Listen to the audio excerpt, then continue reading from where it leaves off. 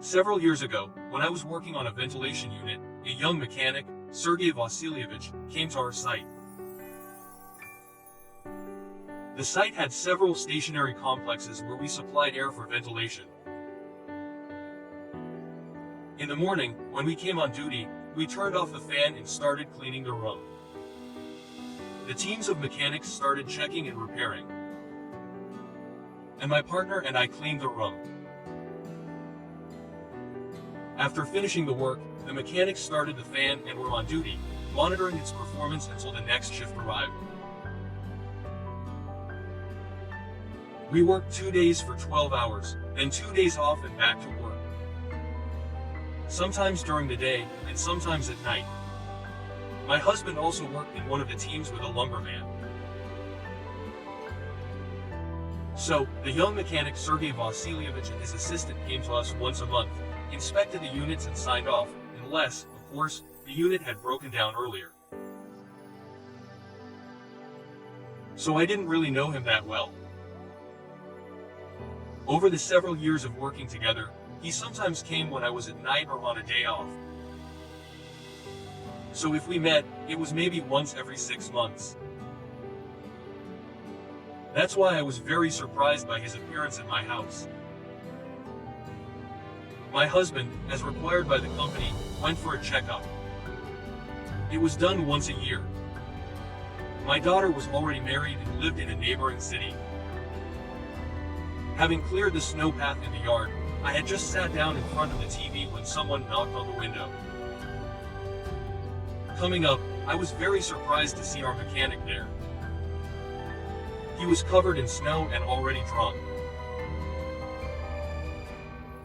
Without any ulterior motives, I took him into the house, not fearing gossip from the neighbors, since no one would have thought, and did not believe, that something could have happened to me with him. He is 28, I am over 50. Entering the house, he asked, "Where is Mikolich?" "Mikolich will be at the commission in a week," I answered, occasionally supporting him from falling. He took off his jacket and put a bottle of vodka on the table and said that then Antonovna, you support me. I am very sad today. At the table he told me that his wife had gone to her mother for a week, and he was alone within 4 walls, so unhappy. There was no one to even talk to or communicate with. But so that I wouldn't worry too much, he said that as soon as he got tired of me, he would immediately go home. We sat for an hour, maybe a little more. He drank a little more.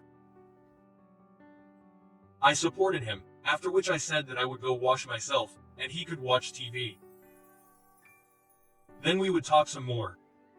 Returning from the bathroom, I found him sleeping on the couch. Deciding to wake him up, I leaned over to him and pushed him in the shoulder.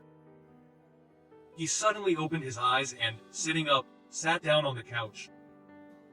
"Tatiana Antonovna," he said, his eyes wide. "You are simply super," and, hugging me, pulled me towards him. This is the task, I thought, dumbfounded by his actions. And while I was thinking about what to do, I decided to be cunning and said, "Let's move it to bed." I thought he was so drunk.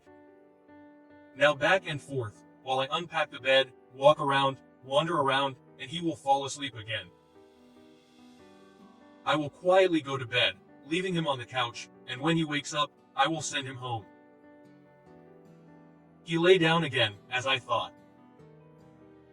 And I went to unpack the bed, and when I was sure that he fell asleep again, I quietly climbed into bed under the covers. As soon as I began to fall asleep, I heard the creaking of the couch and then his steps.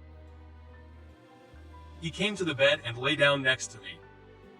In the morning, Seryoza left. Having closed the door behind him, I began to scold myself for what I had done.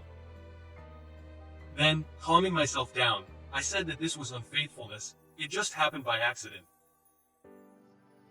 I even chuckled that at 54, a young man had his eye on me. So, about a month passed after this event, and at the end of February I came with Natasha, my partner, to the first shift. Having turned off the fan, we started cleaning. After that, we sat down to have lunch. Before we even had time to unpack our supplies, the bell rang. Natasha opened the door, and Sergey and his assistant came in. The assistant sat down at the table with us and started chatting with Natasha, and Sergey went to inspect the unit that had been turned off. Having inspected it, he went to the backup unit and inspected it as well. Then, as always, he went to our utility room, where the documents were, where he usually signed for the inspection. A minute later, he looked out of it and shouted, "Antonovna, where are the backup units? I can't seem to find them." Quote, I got up and went to the utility room. When I came in, he closed the door behind me, but the bolt. After all this, Sergey, as if nothing had happened, commanded, "Well, shall we go to work?" And left the trailer. Having tidied myself up a bit, I went to the switch and turned it on. The noise filled the room. Having sat down at the table with Natasha, I began to have dinner. Sergey and his assistant left and said, "If anything happens, call." This went on for almost 2 years. Sometimes we would retire at work, sometimes at my home when my husband was not there. Fortunately, no one knows or guessed about it. And now my young lover has moved out, and I decided to remember and tell you my incredible story.